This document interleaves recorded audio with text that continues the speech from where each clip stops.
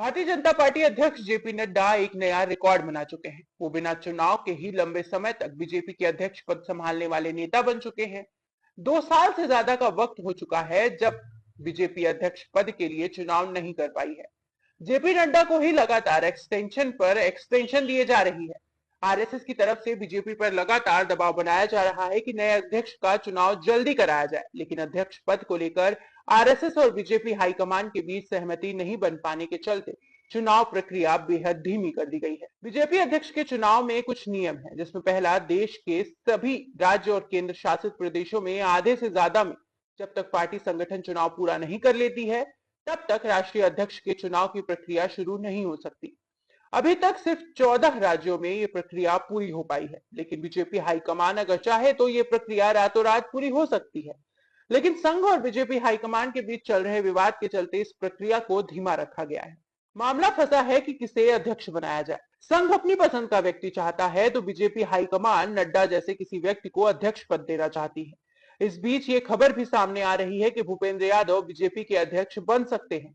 मोदी और शाह की तरफ से उनके नाम पर सहमति बन गई है। भूपेंद्र यादव अगर बीजेपी के अध्यक्ष बनते हैं तो इसका सबसे ज्यादा फायदा बिहार और यूपी में भारतीय जनता पार्टी को मिल सकता है, जहां 10% से ज्यादा आबादी यादव समाज की है, लेकिन यादव के नाम पर अभी तक आरएसएस की तरफ से मुहर नहीं लगाई गई है।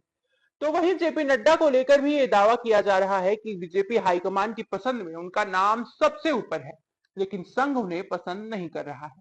इस बीच पहलगाम का मामला सामने आ गया, जिसके बाद भारतीय जनता पार्टी के राष्ट्रीय अध्यक्ष का चुनाव एक बार फिर टाल दिया गया है। यानी अब अगले चुनाव तक जेपी नड्डा बीजेपी के अध्यक्ष बने रहेंगे। यह जानकारी फिलहाल स्पष्ट नहीं है कि अब पार्टी अध्यक्ष का चुनाव कब होगा।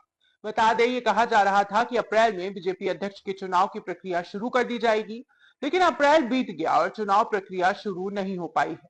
फिर कहा गया कि मई में राष्ट्रीय अध्यक्ष का चुनाव करने वाली थी, लेकिन पहलगाम हमले के बाद अब इस चुनाव को टालने का फैसला लिया गया है। बताया जा रहा है कि केंद्र की सत्ता में होने के कारण बीजेपी फिलहाल अपना पूरा ध्यान पहलगाम हमले पर देना चाह रही है। इसलिए पार्टी अध्यक्ष का चुनाव थोड़े दिनों बाद कराने पर सहमति बन गई है। जेपी नड्डा से पहले बीजेपी अध्यक्ष की कुर्सी वर्तमान केंद्रीय गृह मंत्री अमित शाह के पास थी। हालांकि शाह ने केंद्रीय मंत्री बनने के बाद साल 2019 में अध्यक्ष पद जगत प्रकाश नड्डा को सौंप दिया था। 2024 में हुए लोकसभा चुनाव के बाद से ही यह कयास लगाए जा रहे थे कि जेपी नड्डा बीजेपी अध्यक्ष की कुर्सी से हट सकते हैं, लेकिन तब से ही बीजेपी चीफ का चुनाव न होने की वजह से नड्डा ने ही कुर्सी संभाल रखी है। पिछले 6 महीने से सियासी गलियारों में इस बात को लेकर अलग अलग चर्चाएं हैं कि बीजेपी का राष्ट्रीय अध्यक्ष कौन होगा। इस पद के लिए कई नाम रेस में सामने आ चुके हैं, हालांकि अब तक किसी पर भी फाइनल मुहर नहीं लग सकी है। इस खबर पर अपनी राय हमारे कमेंट बॉक्स में जरूर दें।